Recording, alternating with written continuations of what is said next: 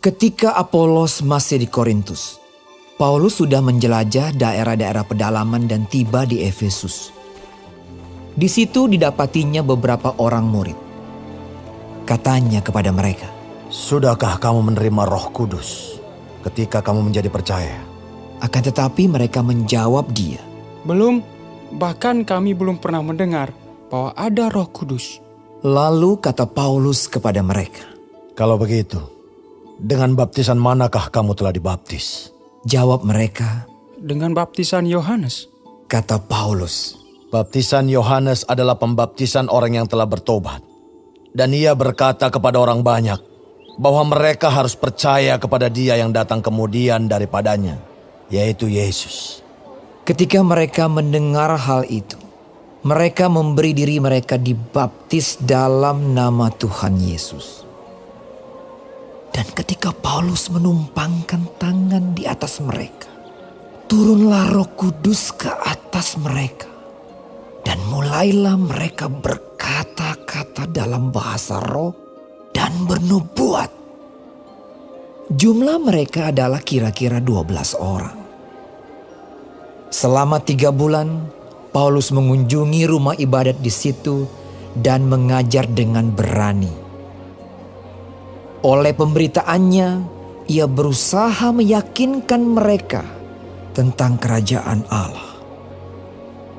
Tetapi ada beberapa orang yang tegar hati. Mereka tidak mau diyakinkan, malahan mengumpat jalan Tuhan di depan orang banyak. Karena itu Paulus meninggalkan mereka dan memisahkan murid-muridnya dari mereka. Dan setiap hari berbicara di ruang kuliah Tiranus. Hal ini dilakukannya 2 tahun lamanya. Sehingga semua penduduk Asia mendengar firman Tuhan, baik orang Yahudi maupun orang Yunani. Oleh Paulus, Allah mengadakan mujizat-mujizat yang luar biasa. Bahkan orang membawa sapu tangan atau kain yang pernah dipakai oleh Paulus dan meletakkannya atas orang-orang sakit, maka lenyaplah penyakit mereka dan keluarlah roh-roh jahat. Juga beberapa tukang jampi Yahudi yang berjalan keliling di negeri itu mencoba menyebut nama Tuhan Yesus atas mereka yang kerasukan roh jahat dengan berseru. Katanya, Aku menyumpahi kamu demi nama Yesus yang diberitakan oleh Paulus. Mereka yang melakukan hal itu ialah 7 orang anak dari seorang imam kepala Yahudi yang bernama Skewa. Tetapi roh jahat itu menjawab, Yesus aku kenal, dan Paulus aku ketahui. Tetapi kamu, siapakah kamu?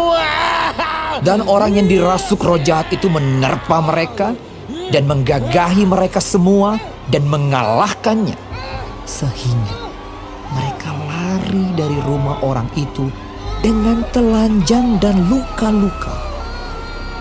Hal itu diketahui oleh seluruh penduduk Efesus, baik orang Yahudi maupun orang Yunani. Maka ketakutanlah mereka semua dan makin masyhurlah nama Tuhan Yesus. Banyak di antara mereka yang telah menjadi percaya datang dan mengaku di muka umum bahwa mereka pernah turut melakukan perbuatan-perbuatan seperti itu. Banyak juga di antara mereka yang pernah melakukan sihir, mengumpulkan kitab-kitabnya, lalu membakarnya di depan mata semua orang. Nilai kitab-kitab itu ditaksir 50.000 uang perak. Dengan jalan ini, makin tersiarlah firman Tuhan dan makin berkuasa.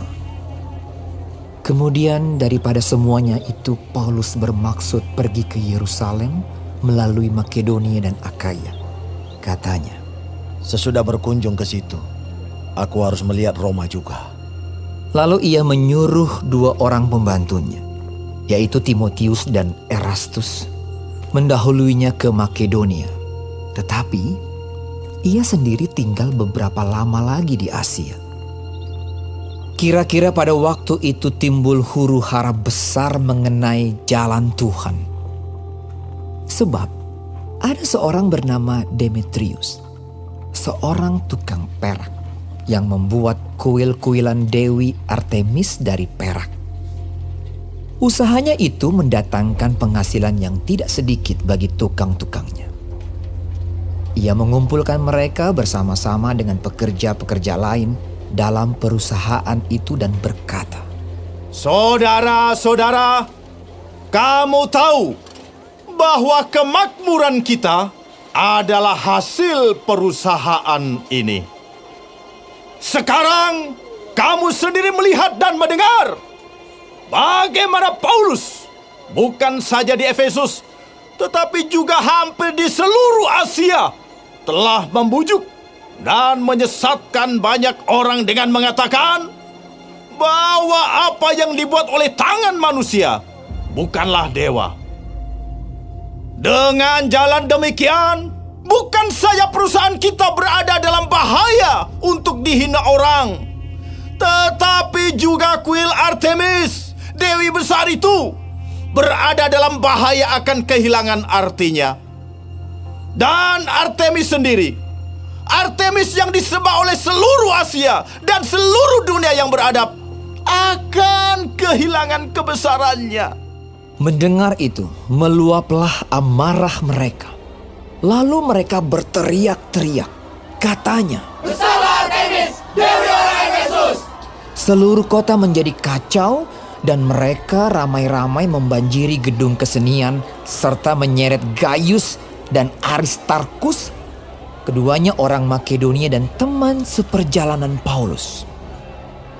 Paulus mau pergi ke tengah-tengah rakyat itu, tetapi murid-muridnya tidak mengizinkannya.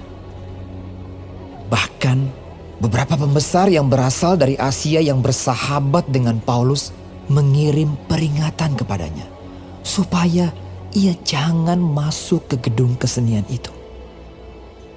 Sementara itu orang yang berkumpul di dalam gedung itu berteriak-teriak. Yang seorang mengatakan ini dan yang lain mengatakan itu. Sebab kumpulan itu kacau balau dan kebanyakan dari mereka tidak tahu untuk apa mereka berkumpul. Lalu seorang bernama Alexander didorong ke depan oleh orang-orang Yahudi. Ia mendapat keterangan dari orang banyak tentang apa yang terjadi. Segera ia memberi isyarat dengan tangannya dan mau memberi penjelasan sebagai pembelaan di depan rakyat itu. Tetapi ketika mereka tahu bahwa ia adalah orang Yahudi, berteriaklah mereka bersama-sama kira-kira 2 jam lamanya. Bersalah Artemis, Dewi orang Efesus! Akan tetapi panitera kota menenangkan orang banyak itu dan berkata, Hai orang Efesus, siapakah di dunia ini yang tidak tahu bahwa kota Efesuslah yang memelihara baik kuil Dewi Artemis yang maha besar maupun patungnya yang turun dari langit? Hal itu tidak dapat dibantah. Karena itu hendaklah kamu tenang dan janganlah terburu-buru bertindak. Sebab kamu telah membawa orang-orang ini ke sini, walaupun mereka tidak merampok kuil Dewi kita dan tidak menghujat namanya. Jadi, jika Demetrius dan tukang-tukangnya ada pengaduannya terhadap seseorang, bukankah ada sidang-sidang pengadilan dan ada gubernur? Jadi hendaklah kedua belah pihak mengajukan dakwaannya ke situ. Dan jika ada sesuatu yang lain yang kamu kehendaki, baiklah kehendakmu itu diselesaikan dalam sidang rakyat yang sah. Sebab kita berada dalam bahaya akan dituduh bahwa kita menimbulkan huru-hara pada hari ini.